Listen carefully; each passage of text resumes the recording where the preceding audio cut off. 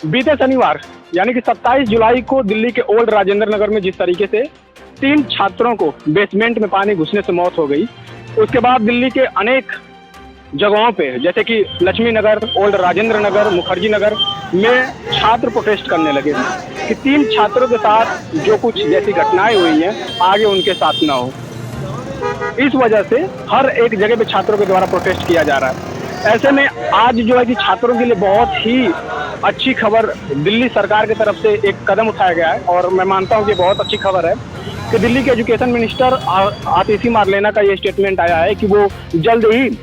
जैसे अस्पतालों के लिए कानून है, जैसे स्कूलों के लिए कानून है, वैसे ही कोचिंग संस्थानों के लिए कानून बनाने जा रही हैं। इस कानून में उन्होंने बात किया है कि शिक्षा की क्वालिटी पे बहुत विशेष कर ध्यान देंगी, क्योंकि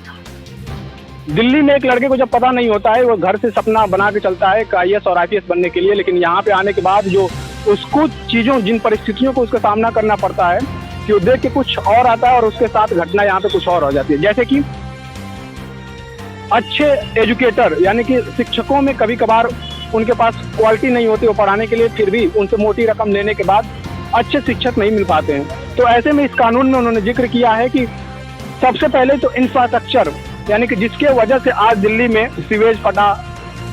इसके बाद शॉर्ट सर्किट से आग लगी थी,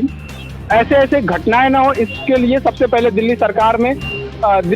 इंफ्रास्ट्रक्चर पर ध्यान देते हुए बिल्डिंग पर मतलब बिल्डिंग के मापदंड जो है उसको सही करेगी। दूसरा, उन्होंने सबसे अच्छी बात वो ये कही कि जो फैकल्टी पढ़ाएंगे उनकी नॉलेज यानी कि उनकी क्वालिफिकेशन क्या है और वो किस विषय में कितना जानते हैं और कैसे वो पढ़ाएंगे।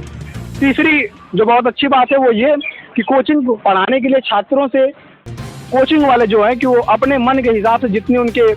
मन में आता है पैसा उतना लेने लगते हैं। तो वो फीस का भी एक मापदंड उन्होंने तैयार किया है कि किस तरीके से कितनी फीस लेनी चाहिए और उनको किस हिसाब से कितना एजुकेशन देना चाहिए। अब बात करते हैं कि एक्शन क्या लिया गया छात्रों को प्रोटेस्ट करने के बाद। तो एक्शन बहुत ही बढ़िया लिया गया कि MCD जो बेसमेंट में कोचिंग चलाई जा रही थी उसमें 30 कोचिंग को तत्काल नोटिस दिया गया बंद करने के लिए, और जितनी कोचिंग मुखर्जी नगर में चल रही हैं, करोल बाग में चल रही हैं, लक्ष्मी नगर में चल रही हैं, ऐसे सारे कोचिंगों को यानी कुल मिला के 200 कोचिंगों को अब तक नोटिस दिया जा चुका है कि आपके ये मापदंड नहीं पूरे हैं। आप